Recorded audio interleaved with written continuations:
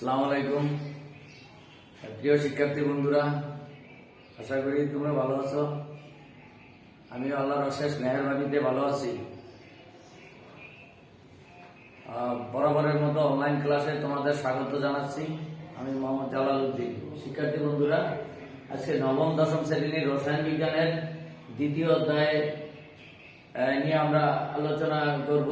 দ্বিতীয় অধ্যায়ের বিশেষ একটা টপিকস ব্যাপন নিয়ে আলোচনা করব। তো শিক্ষার্থী বন্ধুরা, ব্যাপন কি আমরা এটা জানবো। ব্যাপন হয়েছে কঠিন তরল গ্যাসীয় পদার্থের কণাগুলো কোনো মাধ্যমে ছড়িয়ে পড়ার প্রক্রিয়াকে বলা হয় ব্যাপন। শিক্ষার্থী বন্ধুরা, ছড়িয়ে পড়ার প্রক্রিয়াটা হয় নর্মালি স্বতঃস্ফূর্তভাবে। কঠিন তরল গ্যাসীয় পদার্থের কণাগুলো কোনো মাধ্যমে স্বতঃস্ফূর্তভাবে ছড়িয়ে পড়ার প্রক্রিয়াকে ব্যাপন বলে। তো স্বতঃস্ফূর্তভাবে কিভাবে ছড়িয়ে পড়ে, যেমন আমরা কোনো একটা বদ্ধ রুমে যদি আমরা সেন্টের বোতল খুলে রাখি, তাহলে সেখানে দেখা যাবে কি কোনো যদি ফ্যানের বাতাস নাও থাকে, একটু পরেই দেখবো যে সম্পূর্ণ রুমে সেই সেন্টের ঘ্রাণ ছড়িয়ে পড়েছে। অর্থাৎ সেন্টের উপাদান কণাগুলো সমস্ত রুমে ছড়িয়ে পড়েছে। এক্ষেত্রে কিন্তু আমাদের কোনো কাজ করতে হয়নি, আপনা আপনি ছড়িয়ে পড়েছে। এই আপনা আপনি ছড়িয়ে পড়াটাই হয়েছে কি ব্যাপন। তো শিক্ষার্থী বন্ধুরা, এরকম আরো অনেক ব্যাপন হয়। যেমন আমরা কার্বন ডাইঅক্সাইড গ্রহণ করি, অক্সিজেন গ্রহণ করি, কার্বন ডাইঅক্সাইড ত্যাগ করি, অক্সিজেনটা আমাদের কাছে আসে ব্যাপনের মাধ্যমে। শিক্ষার্থী বন্ধুরা, আরো এরকম মনে করো আমরা কোন বিকারে পানি নিলাম, সেই পানিতে চিনি রেখে দিলাম, কোন নাড়াচাড়া ছাড়াই অনেকক্ষণ পরে দেখবো কি আমরা সেই বিকারের চিনি বা গ্লাসের চিনি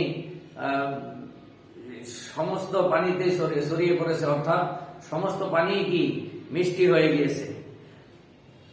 শিক্ষার্থী বন্ধুরা, আমরা এখানে কয়েকটা আলাদা আলাদা বিকার নিয়েছি এই ছড়িয়ে পড়ার প্রক্রিয়াটা ব্যাখ্যা করার জন্য। তোমরা এভাবে পরীক্ষা করে নিতে পারো বাসায়।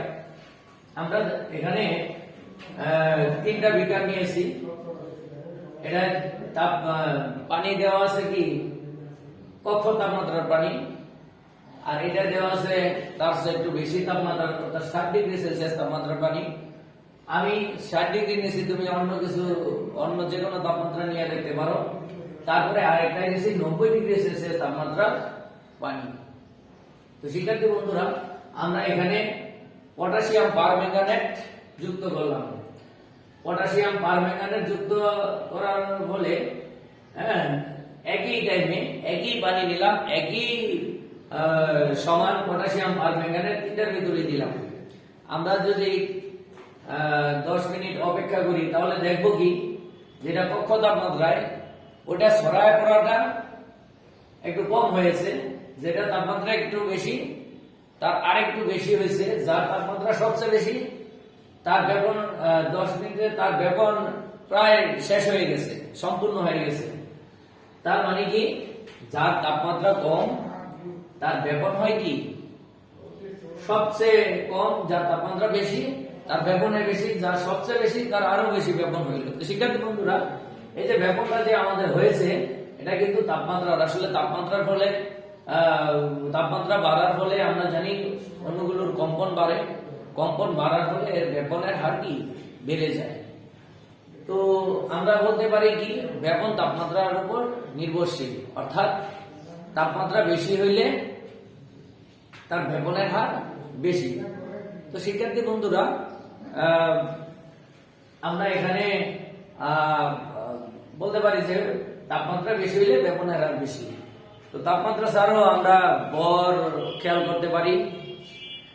যে পদার্থের ভর বেশি তার ব্যাপন কম হবে। আসলে আমরা স্বাভাবিকভাবে জানি যার ভর বেশি সে কোনো এক জায়গা থেকে সরাইতে চায় না, আসলে সেটা ভারী। আর যার ভর কম তার ছড়ায় পড়ার প্রক্রিয়াটা সে দ্রুত করতে পারে, সম্পন্ন করতে পারে, অর্থাৎ তার ব্যাপনের হার বেশি। যেমন আমরা যদি হাইড্রোজেনের ধরি, হাইড্রোজেনের পারমাণবিক ভর কত 1, হ্যাঁ, এর অণুর ভিতর পরমাণু দুইটা দিয়ে গুণ করলাম, এখানে তার হলো 2, আণবিক ভর হলো 2।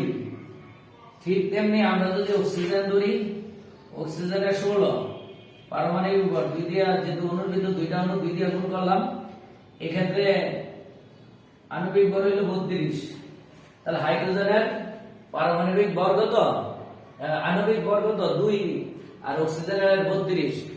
এই ক্ষেত্রে আমরা দেখি যে এটার ভর বেশি, এটার ভর কম। যেটার ভর কম সেটার ব্যাপন বেশি হয়ে থাকে, অর্থাৎ সেটা তাড়াতাড়ি ছড়াবে। এখন আমরা এর জন্য আমরা একটা পরীক্ষাও করতে পারি। যেমন তোমাদের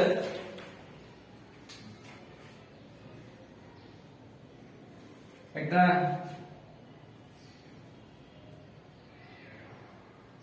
দেখো, এখানে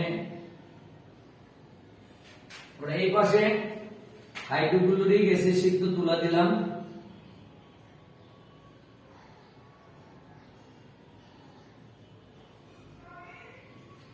আর এই পাশে আমরা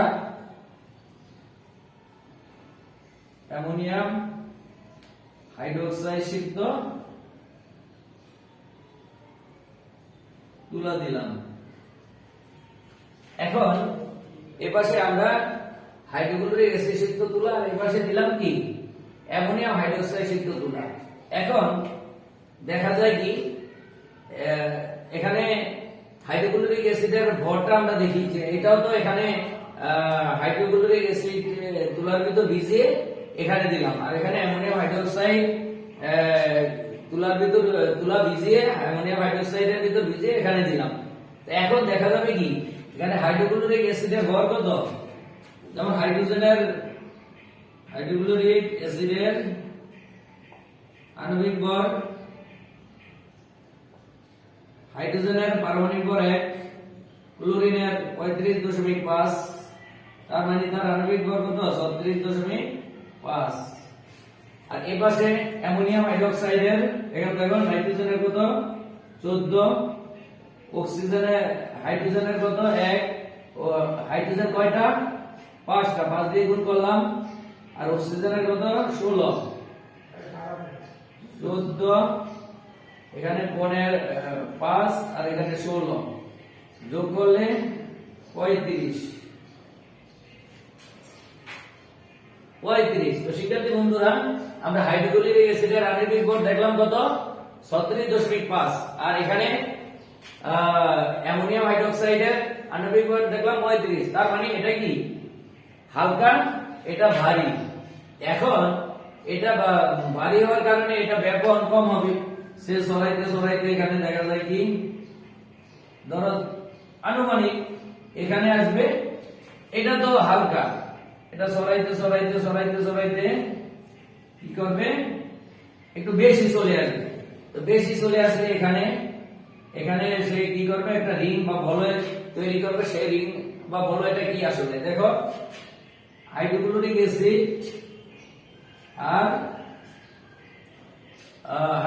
অ্যাসিড আর অ্যামোনিয়াম হাইড্রোক্সাইড যুক্ত করলে তারা বিক্রিয়া করে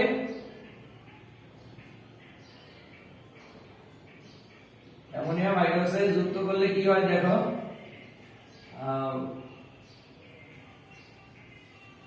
অ্যামোনিয়াম ক্লোরাইড আর জলীয় বাষ্প তৈরি করবে, অর্থাৎ পানি সিক্ত অ্যামোনিয়াম ক্লোরাইড তৈরি করবে। তো এই অ্যামোনিয়াম ক্লোরাইড, পানি সিক্ত অ্যামোনিয়াম ক্লোরাইড এখানে কি করবে, হ্যাঁ এখানে যেখানে মিলিত হবে তার ওইখানে অ্যামোনিয়াম ক্লোরাইড তৈরি হবে। এই অ্যামোনিয়াম ক্লোরাইড তৈরি হওয়ার ফলে এখানে কি হবে, এখানে একটা বলয় তৈরি করবে। হ্যাঁ, অ্যামোনিয়াম ক্লোরাইড পানি সিক্ত অ্যামোনিয়াম ক্লোরাইডের একটা কুয়াশার মতো একটা বলয় তৈরি করবে। হ্যাঁ, এখন এই বলয়টা এই প্রান্তে কেন তৈরি করলো, এখানে এই যে হাইড্রোক্লোরিক অ্যাসিডের ভারী, এর জন্য এটার ব্যাপন কম হয়েছে, আর এখানে অ্যামোনিয়াম হাইড্রোক্সাইড এর ব্যাপন বেশি হয়েছে। হ্যাঁ, যার জন্য সে দ্রুত এদিকে চলে আসছে, যেখানে তারা মিলিত হয়েছে সেখানেই তারা অ্যামোনিয়াম ক্লোরাইড তৈরি করছে। আর এই অ্যামোনিয়াম ক্লোরাইড তৈরি করার কারণে এখানে অ্যামোনিয়াম ক্লোরাইড তৈরি করার কারণে এখানে তারা বলয় তৈরি করছে। হ্যাঁ, অর্থাৎ এইদিকে এটার ব্যাপন কম হওয়ার কারণে, যেটার ব্যাপন কম হয়েছে ওটার কাছে রিং তৈরি করছে, অর্থাৎ এটার ব্যাপনটা কম হয়েছে। তো শিক্ষার্থী বন্ধুরা, আশা করি তোমরা ব্যাপন যে ভারী বস্তু হইলে ব্যাপন কম হয় ও হালকা বস্তু হইলে ব্যাপন বেশি হয়, এই ব্যাপারটা এখান থেকে বুঝতে পেরেছো। তো শিক্ষার্থী বন্ধুরা, তোমরা বাসায় আরো কিছু তোমাদের বইয়ে, হ্যাঁ, পাঠ্য বইয়ে আরো কিছু পরীক্ষা আছে, এগুলো একটু পড়ে নিবা, তাহলে আরো বেশি বুঝতে পারবা। তো আশা করি এখানে এইটুকু বুঝতে পেরেছো, আর এইটুকুর উপর বেস করে আরো বই পড়বা, তাহলে বাকি যে এগুলো আছে তোমাদের ওখানে ব্যাপক সম্পর্কে পরীক্ষাগুলো, এগুলো সম্বন্ধে তোমরা ডিটেলস জানতে পারবা। তো আজকে এই পর্যন্তই, আল্লাহ হাফেজ।